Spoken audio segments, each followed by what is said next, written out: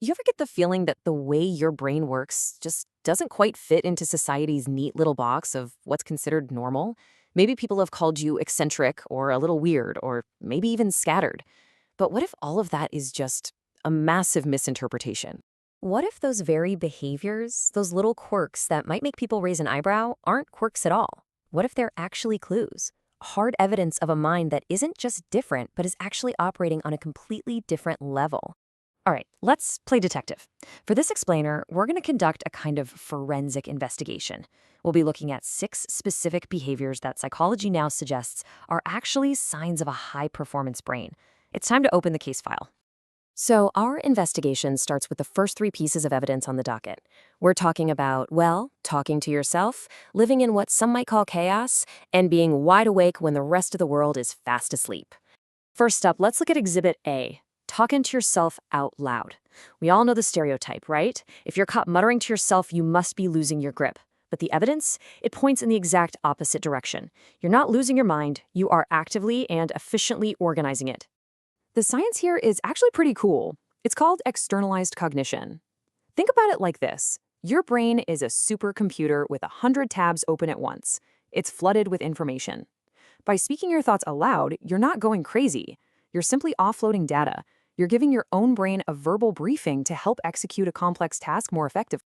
Okay, let's move on to Exhibit B, the messy desk or workspace. We've all heard it 1,000 times. A cluttered desk equals a cluttered mind. Well, the evidence suggests that's a seriously flawed assumption. The reality is often a clear sign of high-value prioritization. And this isn't just a theory. A study from the University of Minnesota actually confirmed it. Orderly spaces are great for conventional thinking, but messy, disorderly environments can literally stimulate creative insight. So that messy desk might just mean your brain is way too busy connecting big, important ideas to worry about filing last week's memos. All right, on to our third piece of evidence, Exhibit C, being a night owl. Society tends to look at this as just a bad habit, a poor sleep schedule. But evolutionary psychology hints that it could be something much more profound, a genuine genetic advantage. It's called the night watchman theory. The idea is that, for most of human history, it was incredibly useful for a few members of the tribe to be wired to stay awake at night, guarding everyone else from predators.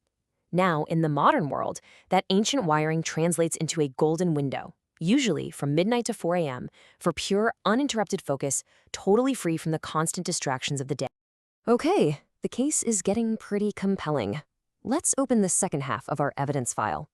Now we're turning inward, analyzing the internal world of the high-level mind, daydreaming, obsessive curiosity, and that powerful need for solitude. Let's talk about Exhibit D, daydreaming. From the outside, it really looks like you've just zoned out. You seem bored, you're not paying attention, but what's actually happening inside your head is something else entirely. Your brain is running incredibly powerful and complex internal simulations. Neuroscientists have actually mapped this out. They call it the default mode network. See, when you're not focused on something in the outside world, your brain doesn't just power down, it switches modes. It starts rummaging through past memories, connecting them to future possibilities, and essentially running simulations to solve problems you haven't even consciously started working on yet. Now for Exhibit E, that deep, insatiable, almost obsessive curiosity. It can really look like you're just collecting a mountain of useless trivia. But for a high-performance mind, this isn't trivia at all. It's the strategic acquisition of cognitive fuel. This all comes down to what's called a high need for cognition. You don't just want the answer. You have this burning need to understand the entire system behind it. That seemingly random deep dive you do at 2 a.m. on a subject, that's not wasted time. That's your brain gathering the raw materials it needs to build future insights. And that leads us perfectly into our final piece of evidence. Exhibit F, a preference for solitude. This one gets misinterpreted all the time as being antisocial. But the reality isn't about emotion. It's about energy management. A high-performance system simply requires a regular cool-down period. Think of a high-level brain as a highly sensitive instrument. It's processing so much more data from the environment, the lights, the sounds, the subtle social cues. This makes certain activities, especially socializing in loud places, cognitively expensive. It just drains the battery fast. So you don't prefer to be alone because you dislike people. You need that time to process all that data and get your system back to baseline efficiency. So, the evidence is all on the table.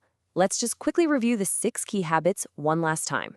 Talking to yourself, selective disorganization, a shifted body clock, frequent daydreaming, an unstoppable curiosity, and a fundamental need for solitude.